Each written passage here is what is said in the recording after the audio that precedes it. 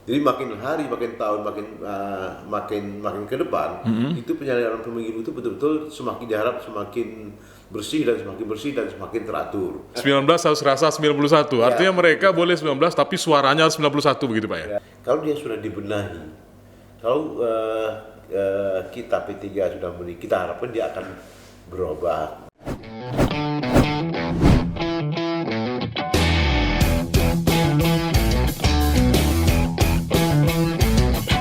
Selamat datang di dunia nyata, karena ini bukan mimpi. Pak Samsur Rizal.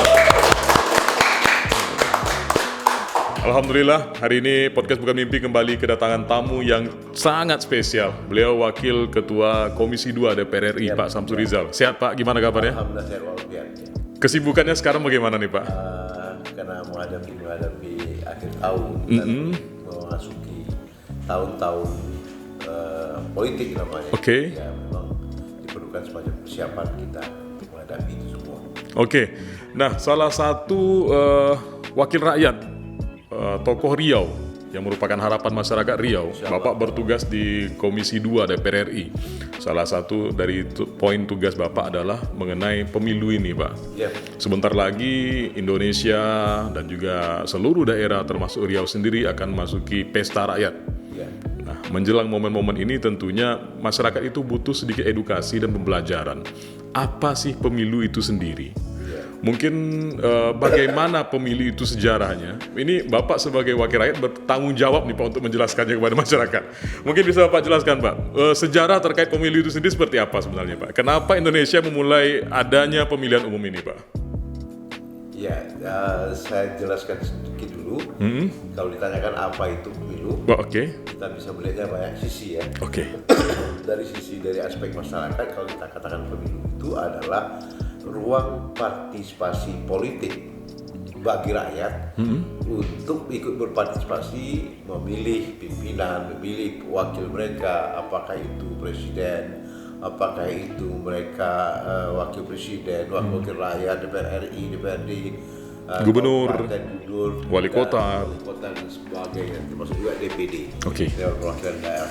Nah itu dari sisi itu. Tapi dari sisi lain juga bisa kita artikan pemilu itu adalah masa-masanya untuk kita menghadapi atau menyiapkan diri menghadapi perubahan pemerintahan. Misalnya kita ambil contoh Bapak Presiden kita Pak Jokowi kan sudah dua periode ya, benar. Nah tahun 2024 adalah periode akhir dari 2 periode itu. Nah kan akan ada fase pemilihan kepala negara nanti itu. Nah kita katakan pemilu itu adalah proses untuk pergantian penyelenggaraan pemerintah ini secara sah dan diakui dan sangat legitimate diakui oleh semua masyarakat yang ada di muka bumi dan di dunia. Oke. Nah, jadi itu ya bisa kita artikan pemilu. Nah kalau sejarah pemilu di Indonesia itu setelah Indonesia merdeka tahun 1945, tahun 1955 itu diadakan pemilu pertama. Tahun 1945 Pak ya? Ya, dan 1955. 55, oke. 10 tahun setelah itu. Setelah kita merdeka, oke. Artinya kita mesti menyiapkan undang-undang pemilu dengan undang-undang nomor 7 tahun 2000 tahun 1953 mulai disusun itu. Dan peraturan pemerintahnya disusun pada tahun 1954. Jadi bayangkan mereka sudah bergerak untuk menyusun. Tidak hanya memikirkan apa yang harus dibuat negara, tetapi sudah memikirkan apa cara kita memilih kepala negara, begitu Pak ya? Ya, karena itu penting, karena sudah 10 tahun Indonesia merdeka. Jadi kita pikirkan ketika itu bagaimana mengisi kekosongan kursi di parlemen dan ada Dewan Konstituante namanya dulu ada itu. Jadi itu yang mau diisi. Jadi diadakanlah pemilu yang pelaksananya tahun 1955. Nah, dan sebelum itu ada persiapan undang-undangnya tahun 1953 dan PP peraturan pemerintah sudah ada tahun 1954. Baru sudah siap semua, baru diadakan pemilu 1955. Oke. Salah satu daripada fungsi anggota DPR itu kan membuat undang-undang, Pak. Ya. Nah, momen sejarah kalau kita flashback ke belakang di tahun 53 mereka mempersiapkan di tahun 54 selesai 1 tahun dan kemudian 55 diselenggarakannya pemilu. Apakah undang-undang itu masih relevan dengan sekarang atau anggota DPR tetap mengupgrade ini setiap tahun atau bagaimana, Pak? Oh sudah, tentu sudah, saya tidak relevan lagi. Oke. Baik itu menyangkut sistem, baik itu menyangkut dengan penyelenggara, baik itu dengan jumlah partai politik yang ada ketika itu, dan bagaimana lahirnya partai politik, dan bagaimana penyelenggara pemilu itu. Jangankan penyelenggara pemilu zaman sekarang dengan 1995, sedangkan 10 tahun yang lalu saja kita sudah berbeda. Misalnya zaman Orde Lama, Orde Baru, kemudian masa reformasi, nah, itu berbeda dengan zaman sekarang ini. Artinya ini menjadi tugas yang berat loh Pak bagi anggota DPR untuk berpikir terus, mengupgrade terus, menyesuaikan dengan kondisi zaman. Nah, yang Bapak rasakan di dalam menyiapkan undang-undang seperti apa ribetnya Pak? Ya, karena kita mesti mempelajari dulu situasi politik negara, dan kita menginginkan agar penyelenggaraan pemilu itu dilaksanakan sedemokratis mungkin. Kemudian dilaksanakan sebersih mungkin. Makanya lahirlah kata-kata penyelenggaraan pemilu itu jurdil. Ya. Jadi artinya luber jurdil, langsung, umum, bebas, rahasia, jujur, dan adil. Jadi kesekian unsur itu mesti diwujudkan dalam peraturan perundangan. Bagaimana dia bisa menjadi sangat legitimate, diyakini oleh masyarakat, yang mereka lakukan dan mereka pilih itu adalah yang sesungguhnya wakil rakyat, sesungguhnya presiden, dan sesungguhnya menjadi kepala-kepala daerah. Nah, itu yang ingin diwujudkan secara demokratis dan berdasarkan peraturan perundangan yang berlaku. Jelang 2024 Pak, otomatis kan seluruh tim yang ada di Komisi 2 DPR RI sudah bekerja beberapa waktu lalu dan terus melakukan perbaikan-perbaikan. Nah, yang ingin Bapak sampaikan ke masyarakat untuk di 2024 nanti apa yang terbaru dari peraturan pemerintah pengganti undang-undang ini Pak untuk pemilu ini sendiri Pak? Ya, misalnya yang ingin kami sampaikan berkaitan dengan itu, bahwa penyelenggaraan penyusunan undang-undang itu tidak hanya oleh Komisi 2 semata-mata, tapi kita bekerja sama dengan KPU-nya, Komisi Pemilihan Umumnya, Bawaslu-nya, Badan Pengawas Pemilunya, dan Dewan Kehormatan Penyelenggara Pemilu DKPP, dan Kementerian Dalam Negeri, dan Kemenkumham. Jadi banyak yang terlibat, termasuk juga ada dari Kementerian Keuangan. Artinya mesti ada dana yang tersedia. Nah, itu kita pertanyakan sama mereka, Kementerian Keuangan misalnya, apakah kita punya dana untuk penyelenggaraan pemilu? Nah, dan untuk Bawaslu tahun ini kita baru saja merumuskan satu rancangan peraturan Bawaslu, namanya pengawasan partisipatif. Nah, itu yang sesuatu yang baru. Pengawasan partisipatif artinya bagaimana Pak? Artinya kita mintakan secara termaktub di dalam peraturan Bawaslu itu ada pengawasan dari pihak masyarakat. Dulu itu ada juga pengawasan masyarakat, tapi tidak diatur dalam perundang-undangan. Sekarang ini kita atur dalam peraturan perundangan, itu sudah disusun. Jadi dimintakan kepada masyarakat itu ikut untuk mengawasi penyelenggaraan pemilu. Jadi makin hari, makin tahun, makin ke depan, itu penyelenggaraan pemilu itu betul-betul semakin diharap semakin bersih dan semakin teratur.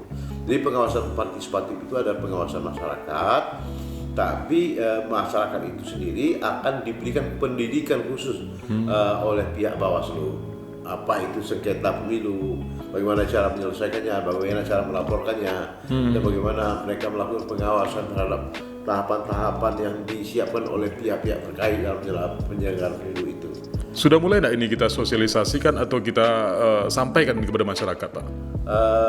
Sudah mulai disosialisasi, karena saya setiap minggu itu memberikan semacam pencerahan, pendidikan politik dan pendidikan pemilih. Kami di Komisi 2 itu turun ke dapil masing-masing, sekapan bisa saja, tapi yang jelas saya melakukan itu setiap kalau Jumat, Sabtu, Minggu, kita memberikan penjelasan kepada pihak masyarakat tentang segala macam hal, termasuk juga apa itu parameter threshold, apa itu presiden threshold, mengapa dan bagaimana cara menghitungnya, apa itu Saint Lego, cara menghitung dan segala macamnya, bagaimana seorang itu bisa didudukkan sebagai anggota DPR RI atau DPRD, semuanya itu sudah diatur dalam peraturan yang sangat rapi sekali. Ini mumpung ketemu dengan pakarnya ini, mungkin para pendengar atau penonton podcast ini sendiri pengen tahu Pak, parliamentary threshold itu apa dan presiden threshold itu apa? Bisa beri penjelasan mengenai hal ini Pak? Ya. Kalau parlemen threshold dan presiden threshold, kalau kita mulai dari presiden threshold, ya, presiden threshold itu di dalam undang-undang ditetapkan. Undang-undang Pemilu nomor 7 tahun 2017 itu diatur bahwasanya untuk mencalonkan diri sebagai presiden itu kita mesti menyiapkan 20% dari kursi anggota DPR RI itu yang berjumlah 575 kursi yang ada keseluruhannya sampai dengan saat ini. Ya, di luar tambahan dari DUB daerah otonomi baru Papua. 500, jadi 20% dari itu baru bisa mendukung calon presiden. Kalau parlemen threshold itu ambang batas persentase perolehan suara suatu partai baru boleh duduk di dalam parlemen, di dalam di kursi Senayan lah katanya begitu. Nah, ini kan sebenarnya hal yang lumrah sih bagi masyarakat. Namun ini kadang disalahpahami oleh masyarakat itu sendiri. Cara Bapak menyampaikan ini ke masyarakat umum ataupun masyarakat awam, sederhana seperti apa ini, Pak? Supaya orang itu bisa paham, oh begini loh, ngapa si Anu nggak jadi presiden aja? Ngapa si Anu nggak jadi presiden aja? Kan maunya begitu. Nah, gimana nih, Pak? Kalau Bapak sampai ke masyarakat turun langsung dialog, bagaimana, Pak? Ya, saya jelaskan dulu kenapa perlunya presiden threshold itu. Ya. Karena ada juga pihak-pihak tertentu yang menuntut untuk ngapain? Iya, betul. Di situ. Tidak usah pakai 20%, 0% aja. Iya, siapapun bisa, siapapun punya peluang begitu ya. Nah, tapi kalau itu kita biarkan terjadi, bisa semua orang dan itu tidak terkendali nantinya. Sebab yang bisa mengusulkan calon presiden ataupun wakil presiden itu adalah melalui partai politik. Betul. Jadi partai politik itu yang diukur berapa persentase partai politik yang mendukung untuk seorang calon presiden. Jadi itu perlunya batas presiden threshold tadi itu 20%. Kalau bebas saja kan semua orang menjalankan ribut. Semua orang mau, Pak ya? Ya, semua orang mau. Tak ada hal yang bisa membatasi orang itu misalnya, oh kamu tidak boleh. Betul. Dan tidak ada alasan juga kenapa saya tidak boleh. Hanya di perseteruan dan panjang debatnya kalau itu kita biarkan terjadi kan. Nah, di sini ketemu jawabannya, Pak. Jadi bagi orang-orang yang pengen tahu kenapa sih setiap orang itu kan punya hak yang sama di negara, tetapi kok nggak boleh maju? Ini alasannya rupanya, Pak ya? Jadi untuk mengendalikan itu sebenarnya. Betul. Supaya penyelenggaraan pemilihan presiden itu tertib dan teratur dan betul-betul orang yang dipandang oleh partai politik itu layak untuk dijadikan calon presiden. Baru nanti diserahkan kepada rakyat untuk memilihnya lagi. Tadi penjaringan pertama itu adalah partai politik. Ya, partai politik itu berpikir dia pun akan mencalonkan orang yang tidak sembarangan akan mereka pilih. Nah, batasan itu diberikan angka 20%. Di sini mulai jelas nih, Pak, kenapa pemerintah menerapkan aturan presiden threshold tadi begitu. Nah, Pak, di era zaman Presiden Jokowi ini, beliau selain melakukan pengembangan di berbagai sektor, beliau juga melakukan pengembangan wilayah. Artinya ada beberapa wilayah di Indonesia ini yang mulai dipecah dalam artian dibikin provinsi-provinsi baru, dibikin kabupaten-kabupaten baru dan lain sebagainya dengan tujuan pemerataan pembangunan. Nah, untuk daerah-daerah baru, Pak, contohnya seperti di kawasan Papua yang Pak sampaikan tadi. Sebentar lagi kita mau pemilu. Bagaimana ini, Pak, dengan kawasan-kawasan baru tadi? Tentu akan ada perubahan sendiri. Nah, ini bagaimana, Pak, untuk kawasan baru ini, Pak? Yang perlu saya dudukkan dulu, saya jelaskan adalah tadinya kan memang ada keinginan beberapa kabupaten Indonesia itu, kalau nggak salah ada datanya 180 kabupaten dan provinsi yang ingin dimekarkan dan diusulkan oleh pihak tertentu. Ada yang diusulkan oleh masyarakat, ada yang diusulkan oleh tokoh-tokoh masyarakat, ada yang diusulkan oleh pemerintah daerah sendiri, baik itu provinsi, baik itu untuk kabupaten kota se-Indonesia. Jumlah cukup banyak. Ya. Tapi saat ini kita masih dalam kondisi moratorium. Moratorium itu adalah penghentian pemekaran untuk sementara waktu, setelah pemerintah mempertimbangkan berapa jumlah provinsi, kabupaten kota dan kabupaten kota yang layak untuk Indonesia yang sebesar ini dengan jumlah penduduk sekian. Nah, itu belum ada rumusannya. Jadi sementara itu dipersiapkan, kita dalam kondisi moratorium namanya. Tapi untuk Papua provinsi Papua yang berbatasan langsung dengan Papua New Guinea, artinya negara lain itu antara timur dan barat saja, Papua Barat, Papua Timur gitu ya. Jadi, nah itu perlu dilakukan semacam pertimbangan karena daerah itu kita sudah berikan otonomi khusus. Oke. Ya. Otonomi khusus Papua itu diatur dengan Undang-Undang Nomor 1 tahun 2001. Setelah dia berjalan 20 tahun, nah, dievaluasi lagi oleh pemerintah dan bersama-sama dengan Kementerian Keuangan, Kementerian Dalam Negeri, banyak pihak yang mempertimbangkan bagaimana Papua yang sudah diberikan otonomi khusus selama 20 tahun ini. Berapa dana yang sudah dihabiskan? Ternyata sekian triliun. Ternyata tidak membawa perubahan yang banyak. Artinya tingkat pertumbuhan ekonominya, pembangunan infrastrukturnya, kemudian tingkat kemajuan pembangunan sumber daya manusianya belum memberikan hasil yang optimal. Setelah 20 tahun penyelenggaraan otonomi khusus Papua itu dievaluasi lagi, lahirlah Undang-Undang Nomor 2 tahun 2021. Oh, baru berarti Pak ya? Jadi tadinya kan 2021. Iya. Ini 2021.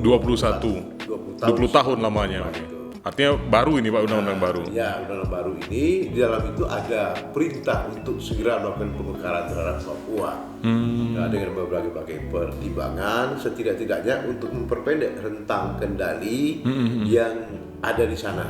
Artinya setiap titik dan kawasan yang ada di Papua itu yang merupakan bagian yang tidak terpisahkan dari wilayah Republik Indonesia dan penduduknya adalah rakyat Indonesia, mesti diberikan sentuhan-sentuhan yang memungkinkan mereka akan terangkat harkat martabat kemanusiaannya yang ada di Papua. Nah, oleh karena itu kita bersama dengan pihak pemerintah, DPR RI dan berbagai pihak yang terkait mempertimbangkan untuk Papua itu sebaiknya dibuat 7 provinsi. Ya, 7 provinsi. Pertimbangan kenapa 7? Kenapa tidak 8? Kenapa tidak 9 atau 10? 10. Ya, Ini contohnya. Nah, pertimbangannya di sana itu ada suku-suku yang kuat dan berkuasa antara satu dengan yang lain, yang punya hak penguasaan wilayahnya. Jadi ada 7 suku. Jadi suku misalnya dapat disebutkan suku Domberai, ada suku Saeseri, ada suku Momberai, ada suku Mipagu, ada suku Lapagu, ada suku Haalim, ada Dogiai. Nama suku besar yang ada di sana itu. Artinya Bapak sudah turun langsung ke sana berarti nih Pak ya? Kita sudah sampai hafal begitu. Oke. Suku itu karena Papua itu sangat kaya, di Indonesia sangat kaya. Ada 319 bahasa daerah yang ada di Papua. Di tanah Papua saja? Papua saja. Makanya ribuan jumlah bahasa daerah yang ada di tanah air. Ini yang mesti dipersatukan. Jadi yang tadi kita katakan sentuh-sentuhan pembangunan itu belum menyentuh. Kalau mereka masih sebesar itu dengan 1 atau 2 provinsi, nah ini yang kita katakan tadi, kita ingin memperpendek rentang kendali. Artinya setiap jengkal tanah Papua itu mesti ada yang memperhatikan, melihatnya dan melakukan pembangunan. Atas dasar inilah maka dibagi menjadi 7 wilayah. Berdasarkan 7 suku besar yang ada di sana. Karena keterbatasan waktu dan tenaga kita baru dapat menyelesaikan tambahan daerah otonomi baru Papua, yakni 4. Jadi yang lama itu ada Papua, Provinsi Papua, dan Provinsi Papua Barat. Nah, jadi kita mekarkan saat ini menjadi Provinsi Papua Tengah, Provinsi Papua Pegunungan, Provinsi Papua Selatan, dan Provinsi Papua Barat Daya. Jadi yang Papua Barat Daya itu, Papua Barat itu dibekarkan jadi Papua Barat Daya. Papua Induk itu dibekarkan jadi Papua Selatan, Papua Pegunungan, Papua Tengah. Yang belum itu adalah Papua Utara. Karena naskah akademisnya waktu kita membahas itu belum kelar sepenuhnya. Karena ada tahapan-tahapan yang mesti dilalui, tidak mekar-mekar gitu aja. Jadi ada kajian-kajian dan ada naskah akademisnya. Pertimbang buruk baiknya, luas wilayah, jumlah penduduknya bagaimana. Nah, berkaitan dengan mereka itu akan ditata sedemikian rupa, perlu ada pemerintahan.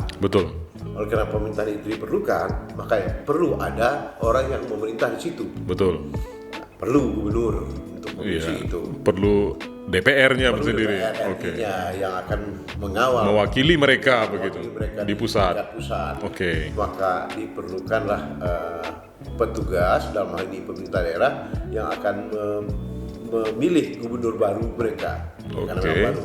Maka akan ada KPU di Papua Barat, Oke. akan ada di KPU di Papua Barat Daya atau Bawaslu di Provinsi Papua Selatan dan sebagainya. Jadi perlu ada KPU, ada Bawaslu, DKPP, dan petugas-petugas ad hoc lainnya. Jadi ini tidak mudah karena Ini tugas berat ini Pak ya? tugas berat karena mencari petugas jangankan di Papua.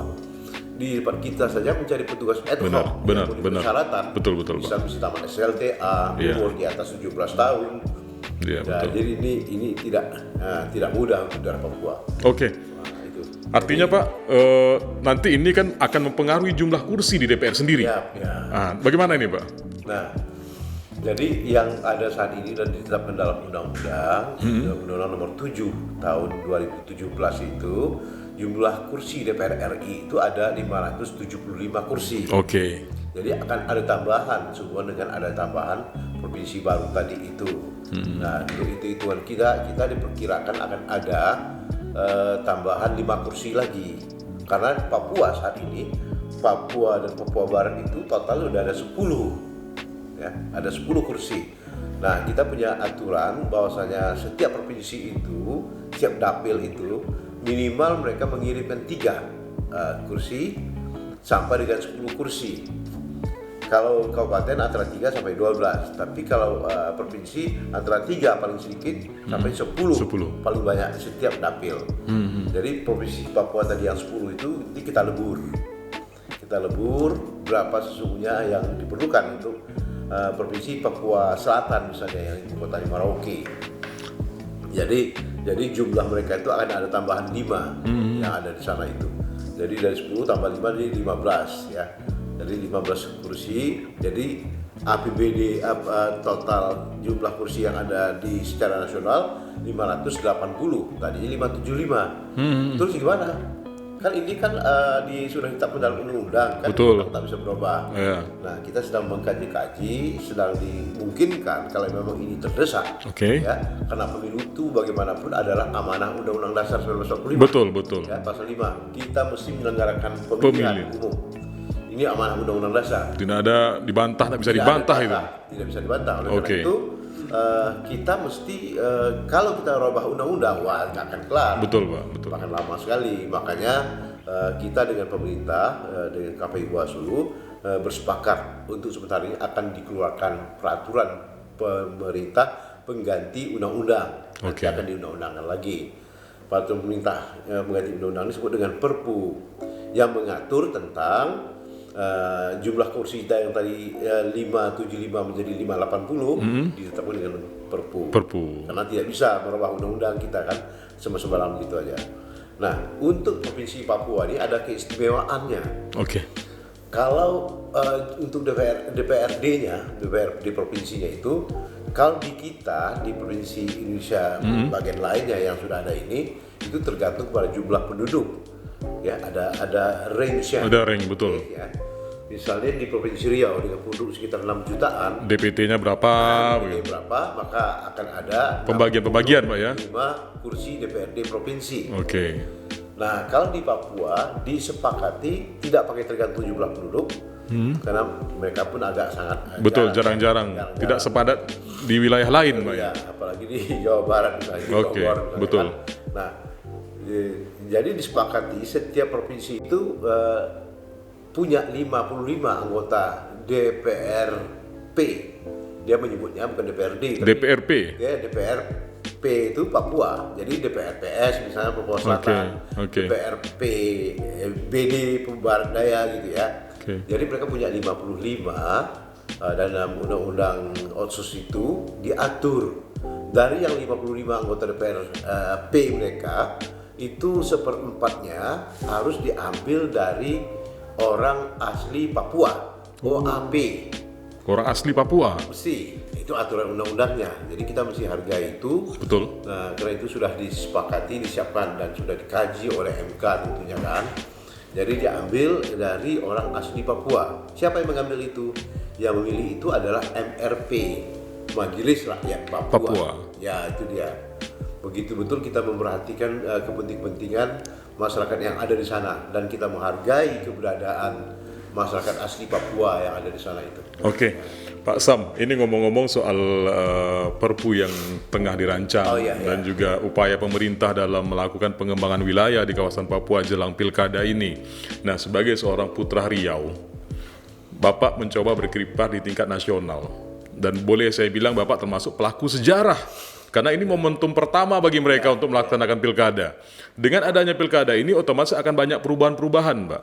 Yang pertama, infrastruktur mereka akan bertambah. Yang dulu tidak punya kantor DPRD, mereka harus buat ini. Otomatis wilayah mereka akan berkembang dan lain sebagainya. Nah, kemudian mengenai hal ini, sebagai seorang putra Riau, apa yang Bapak rasakan nih, Pak, telah memberikan kontribusi di nasional ini, Pak? Ya, artinya karena ini ada kewajiban dan kita mesti paham betul apa yang dilakukan oleh pihak pemerintah bersama dengan Bawaslu Kementerian Dalam Negeri. Ini sudah sesuai dengan peraturan perundangan. Jadi kita mesti punya andil di dalam menentukan itu untuk menyalurkan pemikiran kita. Kalau misalnya nanti mereka membuat sesuatu yang bertentangan antara satu sama lain dan tidak mensejahterakan masyarakat, nah kita mesti punya andil, saya katakan tadi itu mesti melakukan koreksi atau apa namanya. Termasuk juga keberadaan partai politik di sana. Nah, kan tidak semua partai politik itu sudah ada di sana kan. Nah, yang tidak ada itu gimana?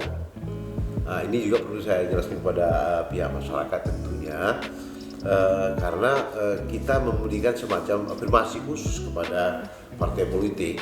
Karena kalau kita mengikuti tahapan-tahapan untuk satu partai politik bisa punya keberadaan kantornya di sana. Betul. Ya, ini mesti memenuhi syarat tertentu. Misalnya ada verifikasi partai politik. Verifikasi itu ada dua bagiannya, verifikasi administrasi dan ada verifikasi faktual. Nah, yang berat itu adalah verifikasi faktual. Kalau itu betul-betul dilakukan. Misalnya kalau administrasi lah, dia punya surat ini. Kalau verifikasi faktual itu dipertanyakan apakah dia punya kantor. Ya, kalau mau di satu partai mau ikut pemilu, misalnya ada satu partai, misalnya partai A ya. Ya, kalau yang baru ini kan ada Partai Umat misalnya kan. Partai Nasional Kebangkitan Nasional PKN ya, itu adalah partai baru. Itu yang harus dilakukan oleh mereka menurut undang-undang itu, mesti dilakukan verifikasi faktual. Jadi partai yang baru itu misalnya harus punya kantor di 50% wilayah Kabupaten Indonesia. Kalau kita punya wilayah Kabupaten 514, 50% dia mesti punya kantor di 514 itu bagi 2, 260 sekian gitu kan. Mesti punya kantor di tempat itu, dan mesti punya anggota minimal itu 1 orang per 1.000 penduduk. 1 orang per 1.000 penduduk. Ya, jadi kalau di Riau ini misalnya kan ya ada 6 juta penduduk, kata kita ambil contoh gitu. Jadi mereka mesti punya 6.000 orang anggota partai itu yang dibuktikan dengan KTP dan surat pernyataan mereka. Mereka memang mengakui kami adalah anggota partai ini. Dan itu tidak mudah karena di KPU sendiri mereka punya satu sistem, SIPOL namanya. SIPOL, sistem informasi politik. Ya, jadi KTP yang bersangkutan dimasukkan ke dalam alat yang dimiliki KPU, nanti keluar. Ya, jadi dalam aplikasi itu keluar. Oh, ini ternyata si A ini menjadi partai A, dia partai B sudah masuk, jadi batal. Dari jumlah yang 6.000 jadi target itu untuk di Riau. Jadi jumlah itu mesti dipenuhi. Kalau kurang dari itu tak lulus, tapi diberi waktu untuk perbaikan, mencari yang lain. Nah, jadi kalau di apanya, tapi mereka melakukan itu dengan sikap dulu, sistem informasi keanggotaan partai politik. Sistem-sistemnya disiapkan semuanya nih. Sudah siap semua. Dari dulu kita kaji dan dari dulu kita membahas itu. Luar biasa kiprah Bapak di pusat sudah sedemikian kuat. Nah, sementara Bapak di daerah juga bertanggung jawab terhadap P3 ini sendiri. Karena Bapak adalah ketua P3 Riau ini sendiri. Nah, bagaimana Dan apa harapan Bapak serta target-target yang Bapak harapkan untuk kiprah P3 ini sendiri untuk di wilayah Riau ini, Pak? Kalau secara nasional, P3 itu memang merupakan partai yang paling tertua lah ketika itu. Benar. Misalnya dia berasal dari, ini saya cerita dulu sedikit cara P3 ya. Yeah. Dia berawal dari Partai Syarikat Islam, partai yang tertua. Betul. Yang pernah didirikan oleh Hos Cokro Aminoto ya, pada tahun 1913 yang lalu. Sebelum Indonesia merdeka, jauh sebelum Indonesia merdeka. Inilah Partai Syarikat Islam tadi itu, terus muncul ada partai-partai lain, dan pada tahun 1973 ada partai besar Islam yang ada di Indonesia. Nah itu yang melakukan fusi, penggabungan, menjadilah Partai P3, yakni Partai Syarikat Islam itu tadi, Partai Nahdlatul Ulama, Partai Tarbiyah Indonesia, dan Partai Muslimin Indonesia. Jadi 4 partai tadi ini gabung, lahirlah P3, Partai Persatuan Pembangunan. Itu di era zaman pemerintahan Orde Baru yang dipimpin oleh Pak Presiden kita, Pak Soeharto. Kita nggak tahu motivasinya apa penggabung. Ya. Jadi ini mesti adalah pertimbangan politik juga, sehingga Partai Islam itu gabung menjadi Partai P3. Nah, kalau kita ikuti perkembangan jumlah perolehan kursi P3 ketika itu, pemilu tahun 1971, 1977 tambah 5 tahun, 1982 tambah 5 tahun, 1987 tambah 5 tahun lagi, 1992 tambah 5 tahun, 1997 terjadi pergeseran pemerintahan Pak Soeharto ke Habibie. Nah, itu berakhirnya. Nah, kalau kita lihat jumlah perolehan suara P3 itu bagus, tinggi. Meningkat terus Pak ya? Tinggi, tapi makin ujung makin turun.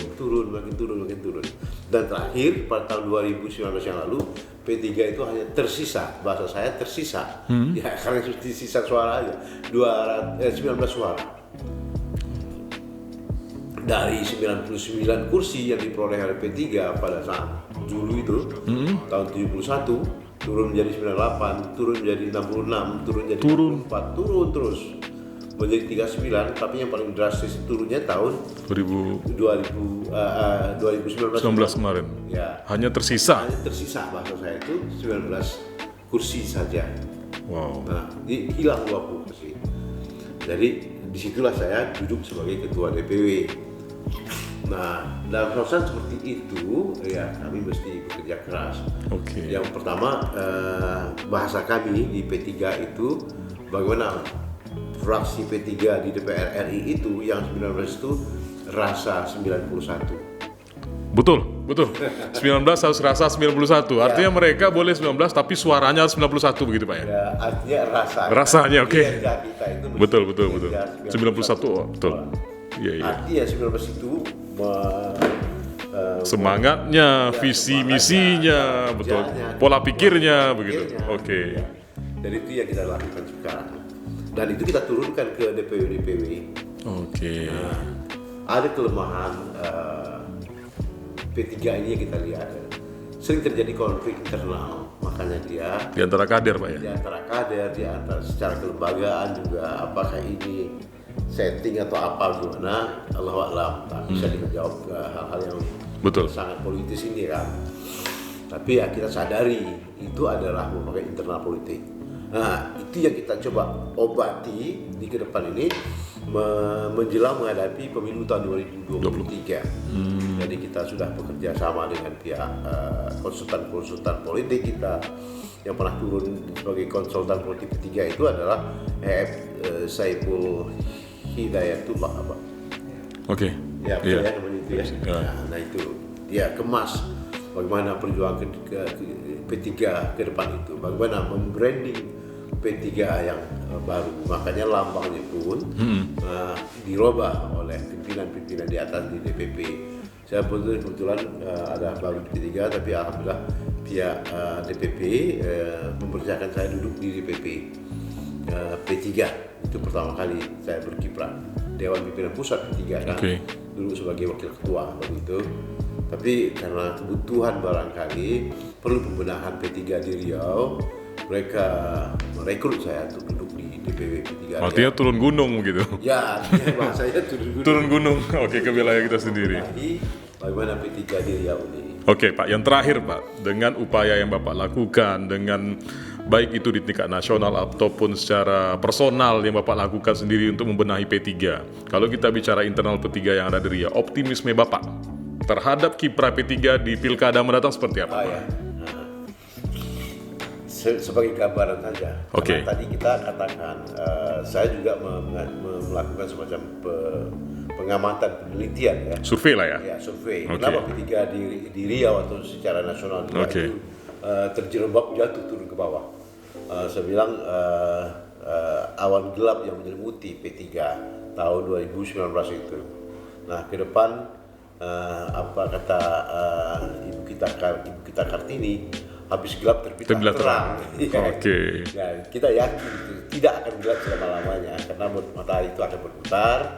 Jadi habis gelap terbitlah terang. Dalam suasana gelap itu P3 bisa meraih suara 4 kursi untuk provinsi. Kalau dia sudah dibenahi, kalau kita P3 sudah kita harapkan dia akan berubah. Bagaimana cara merubahnya?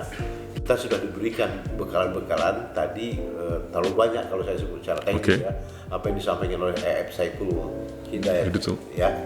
Nah, dia memberikan bimbingan kepada kita, siapa audien kita, siapa ya Pak, termasuk juga misalnya kita coba lihat kaum ibu, kaum duafa, kelompok milenial, generasi muda, majelis taklim, ibu-ibu pemilih. Artinya sasaran politiknya jelas begitu Pak ya? Jelas kemana sasaran tembak kita ke depan dan bagaimana kita berkampanye terhadap milenial, kelompok milenial. Karena kita tahu persis pemilu ke depan itu tahun 2024 jumlah pemilih ya katakan 35 tahun sampai 17 tahun ya artinya dimasuk dalam kelompok milenial itu jumlahnya hampir mencapai 53 atau 54% dari total DPT yang ada. Ini potensi besar artinya Pak ya? Ya, sangat besar sekali. Jadi ini yang perlu kita ketahui. Jadi kita mintakan kepada DPC kita, termasuk DPU ini, bagaimana mengemas itu. Artinya harus ada reformasi di tubuh P3 sendiri nih Pak? Ya, reformasi. Dan pemahaman para kader-kader terhadap itu. Dulu itu yang tidak mengerti mereka. Dan secara kelembagaan saya katakan, manajemen kelembagaan Partai P3, saya katakan amburadul. Saya berani mengatakan itu. Kenapa? Bapak berani mengatakan itu. Saya sudah lihat betul kok. Bahwa partai-partai yang ada di PC ya, contoh satu ya saya bilang, peringatan Tahun Baru Islam. Saya pernah cek, tak satu DPC pun membuat baliho. Padahal logo kita Ka'bah. Padahal memang kita Ka'bah, kita partai Islam. Betul. Nah, kau tak buat balik, kau tak punya perasaan bahwasanya mereka itu punya tanggung jawab moral. Nah, ini adalah sebagai sebuah. Artinya sensitivitas di bidang-bidang inilah yang Bapak coba bangunkan lagi begitu Pak ya. Padahal ketika kita memperingati Hari Besar Islam, ya kita ambillah dari awal. Kita punya peringatan yang tidak bisa dibantah dan tidak satu pun yang bisa membantah. Itu bisa kita buat baliho dan tidak janggal. Misalnya kita mulai dari Muharram. Satu Muharram. Masuk Safar. Safar, Rabiul Awal. Maulid Nabi. Kita bisa buat baliho atau kita bisa tampil di mushola masjid, berapa ribu masjid. Maulid Nabi, Rabiul Awal, Rabiul Akhir, ada Jumadil Awal, Jumadil Akhir. Rajab, Isra Mi'raj. Kan bisa kita kemana-mana. Sya'ban. Ya, nisfu Sya'ban. Ramadan jangan tanya. Ramadan 30 hari full. 30 hari full kita bisa. Ditambah dengan Syawal. Iya. Tambah lagi dengan hari Idul Fitri. Idul Adha. Nah, baru lagi kita masuki Rajab, Sya'ban, Ramadan, Syawal, Zulhijjah, Zulkaidah. Betul. Zulkaidah itu potong korban segala macamnya. Artinya sepanjang tahun kita bisa berbuat sebenarnya. Untuk baliho, untuk tampil, untuk segala macamnya. Untuk memperkenalkan P3 ini. P3 di mana? Di PC, PAC yang semua berbuat seperti itu. Tapi ada arahan dari nah saya katakan tadi kita tak boleh juga menyalahkan betul. Tapi dari pihak-pihak tertentu tidak ada arahan ke situ. Bahkan saya pantau itu satu Muharram mereka tak buat baliho. Ini yang tengah dibenahi Pak. Nah ini yang kita coba benahi dari satu sisi saja yang kita melihat bagaimana P3 itu dikenal oleh masyarakat pemilih, ya belum tingkat elektabilitasnya, baru tingkat pengenalan masyarakat ke P3. Karena kalau kita lihat lahirnya tahun 1973, kalau kita analisa, mereka yang lahir jangankan 73, tahun 2001 saja, ya sudah banyak dikenal orang begitu. Mereka sudah ikut memilih tahun 2024. Benar. Tapi kenalkah mereka yang lahir tahun 2001 dengan 2073 berapa tahun 1973 itu betul. Jadi mereka tidak kenal kalau kita tidak memperkenalkan.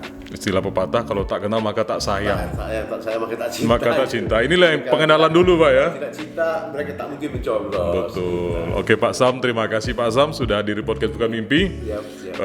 Sukses terus Pak Sam. Seperti kata Ibu kita Kartini tadi, habis gelap terbitlah terang. Mudah-mudahan P3 di tangan Bapak akan terang ke depannya. Selamat datang di dunia nyata, karena ini bukan mimpi. Pak Samsul Rizal.